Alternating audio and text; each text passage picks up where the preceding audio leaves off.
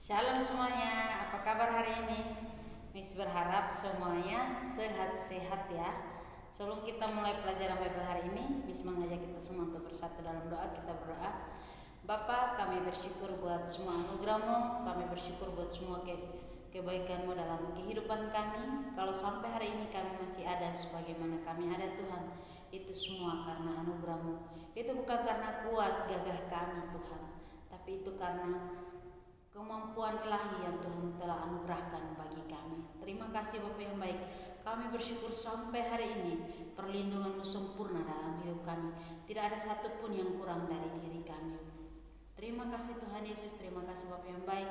Sekarang kami telah menyiapkan diri kami untuk belajar. Tuhan tolong kami supaya kami belajar dengan baik. Kami mengerti semua materi yang disampaikan. Di dalam nama Yesus Tuhan, haleluya, amin. Oke, seperti biasa anak-anak perlu menyediakan apa? Alkitab, dan juga jangan lupa siapkan buku tulis dan juga buku Bible dan peralatan tulis lainnya. Oke, kita langsung aja di materinya. Siapa yang ingat kemarin kita bahas tentang apa? Ayo, yang sudah belajar kemarin kita bahas tentang apa? Miss berharap kalian masih ingat ya, ada 5 pengorbanan. Kemarin kita bahas yaitu pengorbanan yang pertama korban bakaran, yang kedua korban sajian, yang ketiga korban pendamaian, yang keempat korban penebus dosa, dan yang kelima adalah korban pelanggaran. Hari ini kita akan masuk di halaman 23 dan selanjutnya ada tujuan hari-hari festival. Ada 7 festival. Yang festival pertama adalah Paskah. Festival kedua roti tidak beragi. Festival ketiga buah sulung. Festival keempat Pentakosta. Festival kelima trompet. Festival keenam adalah hari penebusan dosa. Festival ketujuh adalah tabernakel, dan di bawah tabernakel itu ada apa? Keimamatan. Oke, kita perhatikan satu-satu. Kita lihat di bagian Paskah. Ini adalah festival keluarga yang dilakukan di rumah-rumah. Orang asing atau pengembara budak bisa ikut merayakannya. Orang asing atau pengembara itu artinya atau budak itu orang-orang yang tinggal di rumah orang Israel itu bisa ikut merayakan Paskah. Pada mulanya orang Israel menyembelih seekor domba dan menorehkan darahnya di pintu rumah sehingga malaikat kematian melewati rumah mereka. Kristus adalah domba Paskah kita. 1 Korintus 5 ayat 7. Perayaan ini menunjukkan kuasa atau domba supaya terbebas dari kematian. Perayaan ini menunjukkan kuasa domba supaya terbebas dari kematian. Oke, Miss kembali mengingatkan kepada kalian bahwa kalian ingat tulah ke-10 sebelum bangsa Israel keluar dari Mesir. Waktu tulah terakhir, yaitu tulah ke-10, yaitu apa? Kematian anak-anak sulung. Kematian anak-anak sulung ini hanya menimpa orang-orang Mesir, sedangkan anak-anak sulung dan binatang-binatang, hewan-hewan yang sulung dari orang Israel tidak ada satupun yang mati. Anak-anak tahu kenapa? Tadi sudah kita baca bahwa sebelum kematian anak-anak sulung, sebelum tulah ke-10 itu terjadi, sudah ada pemberitahuan. Tuhan mengirim malaikat dan memberitahukan kepada Musa untuk memerintahkan bangsa Israel di setiap keluarga, di setiap rumah tangga harus membunuh atau memotong 1 ekor domba. Selesai dipotong, lalu darahnya diapain? Ditorehkan. Miss sudah pernah jelaskan, ditorehkan di ambang pintu. Ini di bagian sini, atas dan di samping. Ditorehkan di bagian pintu. Nah, waktu pada malam kematian anak-anak sulung itu, malaikat maut dilepaskan di Mesir. Waktu malaikat maut lewat, malaikat maut melihat tanda darah itu di dinding setiap orang Israel, di ambang pintu setiap orang Israel. maka anak sulungnya tidak mati. Tadi kita sudah baca bahwa masih di bagian pertama, pada mulanya orang Israel menyembelih seekor domba dan menorehkan darahnya di pintu rumah, sehingga malaikat kematian melewati rumah mereka. Nah, kita lihat lagi 1 Korintus 5 ayat 7 mengatakan bahwa Kristus adalah apa? Domba Paskah. Kristus adalah domba Paskah. Jadi semua yang dilakukan, semua yang terjadi di Perjanjian Lama itu terjadi juga di Perjanjian Baru. Penggenapannya di Perjanjian Baru. Waktu Perjanjian Lama orang Israel masih pakai cara memotong domba. Tapi sudah zaman Perjanjian Baru, Kristus adalah domba Paskah yang sesungguhnya. Makanya setiap kali bulan April kita orang-orang percaya merayakan Paskah. Oke. Kita lanjut di bagian yang selanjutnya, yaitu roti tidak beragi. Kemarin ini sudah jelaskan apa itu roti tidak beragi. Roti yang hanya tepung dan dicampur air terus dibuat ceper, dibuat rata. Jadi tidak dikasih pengemban, manis atau gula atau apa, telur, tapi cuma tepung dan air yang dibuat oleh orang Israel, ibu-ibu Israel. Kita baca, selama 7 hari tidak ada ragi yang diizinkan ada di rumah-rumah orang Israel. Ragi adalah simbol korupsi. Itulah sebabnya Paulus mengatakan kepada jemaat di Korintus untuk menyingkirkan ragi. 1 Korintus 5 ayat 8, Yesus tidak bernoda dan tidak berdosa. Dia tidak memiliki ragi. Roti tidak beragi ini nyambung dengan Paskah. Kita perhatikan bahwa Yesus tidak ada noda sedikit pun. Yesus bukan orang berdosa.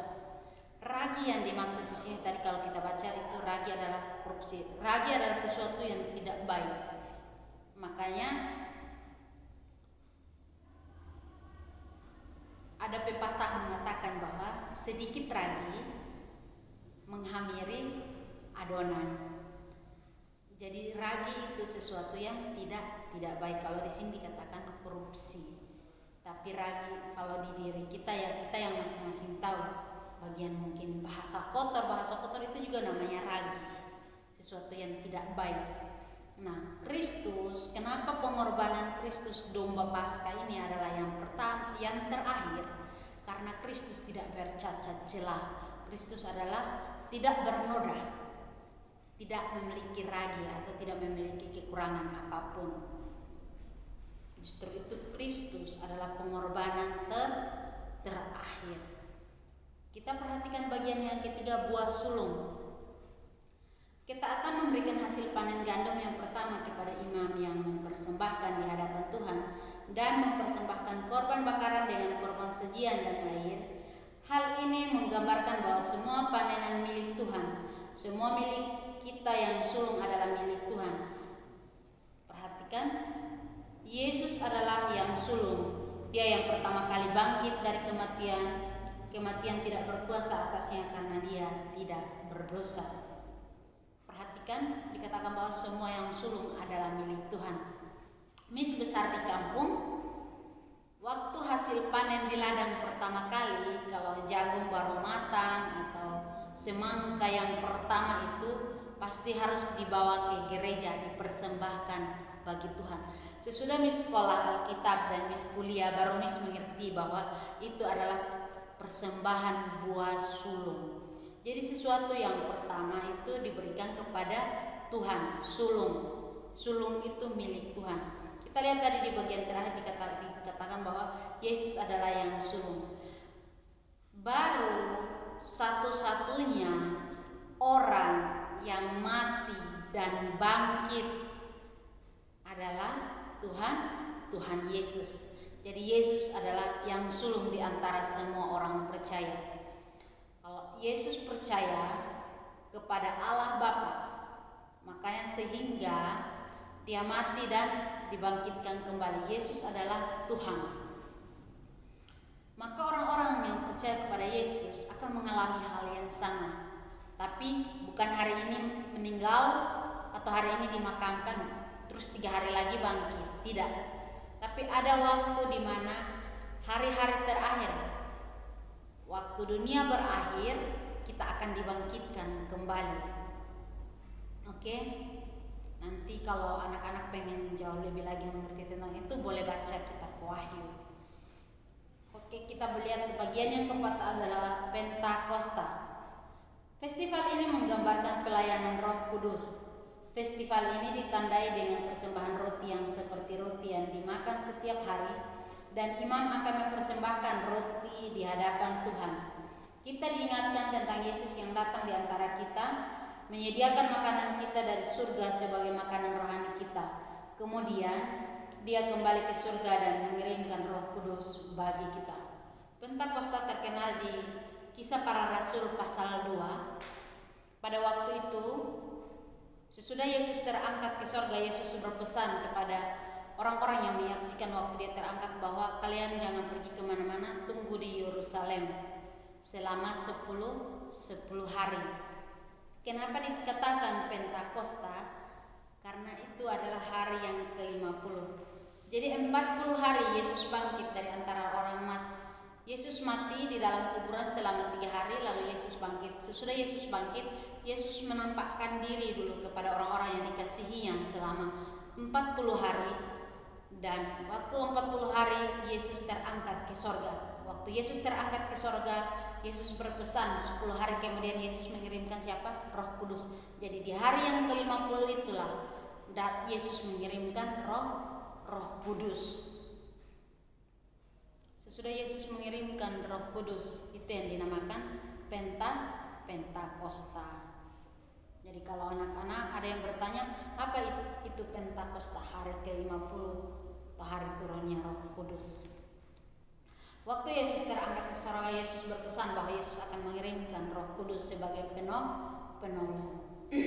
Selain Roh Kudus tidak ada lagi yang lain.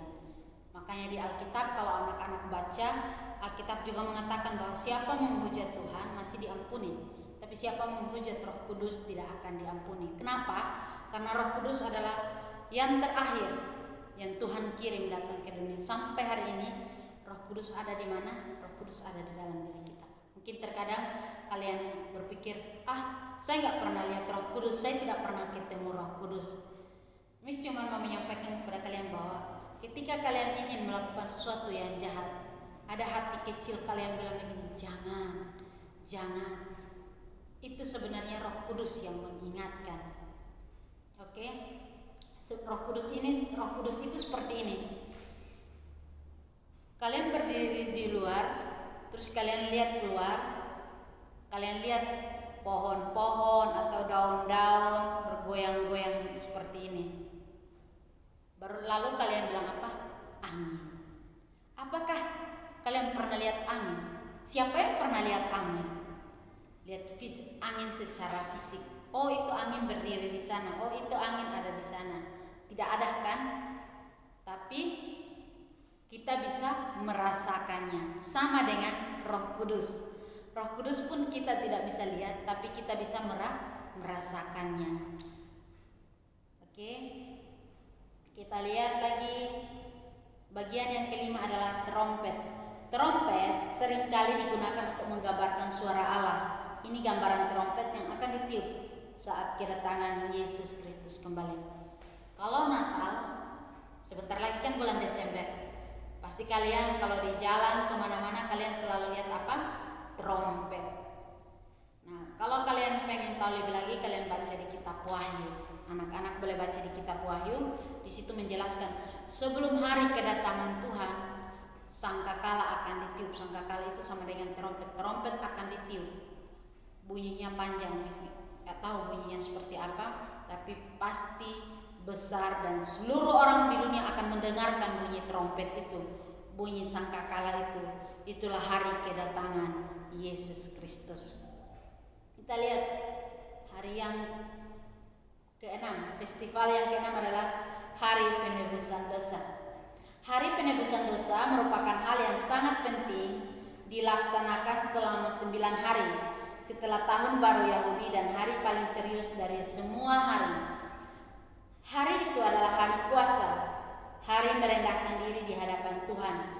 bagi semua orang Israel. Israel adalah bangsa yang telah dipisahkan, dipilih untuk menggenapi penyelamatan Allah yang disediakan melalui Yesus Kristus. Yesus adalah penebus kita. Instruksi-instruksi yang detail ada dalam Imamat 16 untuk dipelajari. Anak-anak boleh baca Imamat 16. Karena Miss sampaikannya lewat video, Miss akan persingkat semuanya. Hari penebusan itu hari di mana kita puasa merendahkan diri di hadapan Tuhan. Miss berharap anak-anak yang SMP sudah bisa ikut terlibat untuk mengambil puasa. Contoh, misalnya dari setiap gereja mungkin mengumumkan untuk ikut puasa, anak-anak boleh ikut mengambil bagian dari puasa itu. Karena sudah SMP, setidaknya kalian juga harus bisa belajar. Jadi kita perhatikan, Israel adalah bangsa yang telah dipisahkan. Kemarin atau beberapa waktu yang lalu ini sudah sempat jelaskan ya tentang Abraham. Bagaimana orang Tuhan memilih Abraham. Abraham tinggal di Ur Kasdim di tengah orang-orang yang tidak mengenal Tuhan. Kemudian Tuhan memanggil Abraham, menyuruh Abraham pergi dari sanak keluarganya, pergi dari Ur Kasdim, pergi ke tempat yang Abraham belum pernah lihat atau Abraham belum pernah tinggal di situ, yaitu Kanaan. Itu tujuan Tuhan pisahkan. Setelah Abraham sampai di Kanaan, lalu Abraham punya anak. Anaknya cuma satu, Ishak. Ishak punya dua anak, Esau dan Yakub. Karena Esau menjual hak kesulungannya, maka Yakub yang dipilih oleh Tuhan. Yakub punya 12 orang anak. Dari ke-12 orang anak ini bisa menghasilkan keturunan Israel. Dari ke-12 orang inilah muncul bangsa Israel. Abraham adalah orang yang dipilih oleh Tuhan, dipilih dan dipisahkan. Kita lihat di situ, Israel adalah bangsa yang telah dipisahkan. Oh ya, lupa. Yakub waktu bergulat dengan Allah dan Yakub menang di situ. Yakub tidak akan melepaskan seseorang yang telah bergulat dengan sebelum dia memberkati. Ternyata itu adalah Tuhan, malaikat Tuhan yang dikirim menemui Yakub. Waktu Yakub menang, disitulah nama Yakub diganti menjadi Israel. Yakub disebut sebagai Israel. Dari Yakub inilah muncul 12 orang suku, dari 12 orang anak. Dari ke-12 orang inilah bangsa Israel berasal. Jadi kita perhatikan, Israel adalah bangsa yang telah dipisahkan, dipilih untuk menggenapi penyelamatan Allah yang disediakan melalui Yesus Kristus. Yesus adalah penebus kita. Perhatikan, mungkin kalian sering dengar di gereja atau dengar di sekolah minggu atau dengar di gereja anak bahwa kita ini Israel rohani. Kita ini orang-orang yang dipilih oleh Tuhan. Kenapa? Karena siapa yang mau tahu? Israel gagal waktu menyembah Tuhan. Akhirnya kita dipilih juga oleh Tuhan, diadopsi oleh Tuhan untuk menjadi penyembahnya. Jadi makanya kita sering disebut Israel rohani. Oke? Mungkin kalian bertanya, kan keselamatan itu hanya bagi orang Israel. Nah, seperti itu tadi yang dijelaskan bahwa kita juga dipilih oleh Tuhan sebagai Israel rohani. Perhatikan di bagian yang ke-7, tabernakel. 2 minggu setelah hari penebusan dosa, bangsa Israel memulai perayaan selama seminggu yang dikenal sebagai Festival Tabernakel. Selama festival ini, umat tinggal dalam tempat-tempat dalam tabernakel atau bilik-bilik untuk merayakan fakta bahwa Tuhan telah membawa mereka melalui padang gurun masuk dalam tanah milik mereka. Ini adalah waktu bersukacita. Perayaan ini membuat kita memandang ke depan kepada kedatangan Yesus kembali sebagai pribadi yang telah terpaku bagi kita di hari penebusan dan sebagai pribadi yang akan tinggal di antara kita. Ini hari yang sangat bersukacita, dikatakan seperti itu. hari penantian di mana Yesus memandang ke depan kepada kedatangan Yesus kembali sebagai pribadi yang telah terpaku bagi kita di hari penebusan dan sebagai pribadi yang akan tinggal di antara kita. Ini yang sangat luar biasa. Oke, kita lanjut, kita lihat yang bagian yang terakhir, yaitu keimamatan. Keimamatan ada dalam kitab Imamat. Pada awalnya Tuhan menginginkan semua bangsa menjadi imam. Pada akhirnya keimamatan diberikan kepada suku Lewi. Lewi adalah bagian dari ke-12 anak Yakub. Pasal 9 menunjukkan bagaimana orang Lewi memulai pelayanan mereka dan juga bagaimana mereka menerima instruksi-instruksi dan persyaratan-persyaratan untuk korban persembahan bagi diri mereka sendiri maupun bagi umat. Instruksi-instruksi berikut membawa berkat-berkat Tuhan.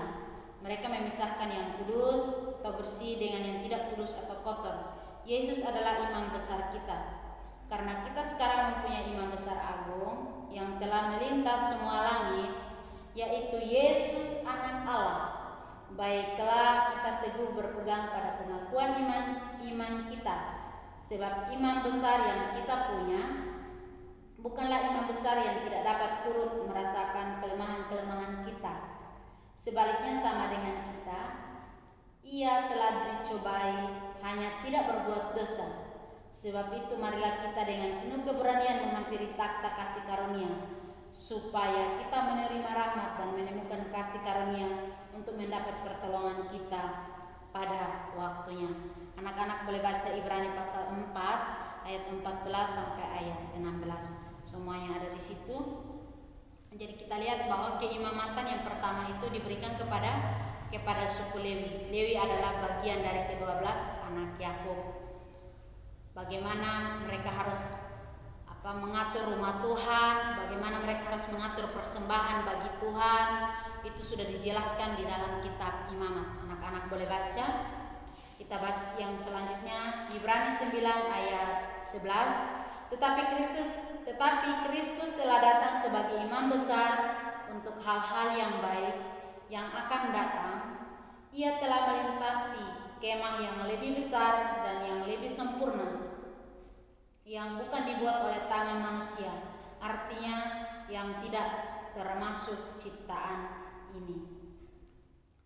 Jadi semua yang kita pelajari itu semua mengarah kepada Kristus. Jadi kalau anak-anak pernah dengar bahasa bahwa perjanjian lama itu tidak berlaku lagi di perjanjian baru. Tidak. Perjanjian lama ada dan perjanjian baru itu ada untuk menggenapi perjanjian lama. Jadi kalau tidak ada perjanjian lama, maka perjanjian baru pun tidak ada. Jadi dua-duanya semua bermanfaat. Terkadang mungkin kalian dengar, sudah kalau baca Alkitab cuman baca perjanjian baru, perjanjian lama tidak. Tapi misalkan kepada anak-anak yang sekolah di Sekolah Kristen Batu Penjuru, yang kelas sekarang sudah kelas 7 ini, untuk membaca dari kitab Kejadian sampai Meleaki, selesai Meleaki masuk kitab Matius sampai Wahyu. Di situ kalian akan mengerti. Mungkin kalian lihat kenapa Miss bisa menceritakan itu, karena Miss suka baca Alkitab. Jadi waktu Miss baca Alkitab itulah Miss mengerti. Oke? Pelajaran kita hari ini sampai di sini. Miss mengajak kita semua menutupnya dengan doa Bapa kami. Kita sama-sama berdoa. Bapa kami, Bapa kami dalam surga, dikuduskanlah namamu, datanglah kerajaan-Mu. Jadilah kehendak-Mu di bumi seperti di surga. Berikanlah kepada kami hari ini makanan kami yang secukupnya, dan ampuni akan kesalahan kami seperti kami juga mengampuni orang yang bersalah kepada kami. Dan janganlah membawa kami ke dalam pencobaan, tetapi lepaskanlah kami daripada yang jahat, karena Engkau yang punya kerajaan, kuasa, dan kemuliaan sampai selama-lamanya. Amin. Oke, terima kasih. Sampai jumpa di pertemuan selanjutnya. Miss berharap bagian materi yang kalian tidak mengerti, kalian bisa kontak Miss atau video call Miss. Terima kasih, Tuhan Yesus memberkati.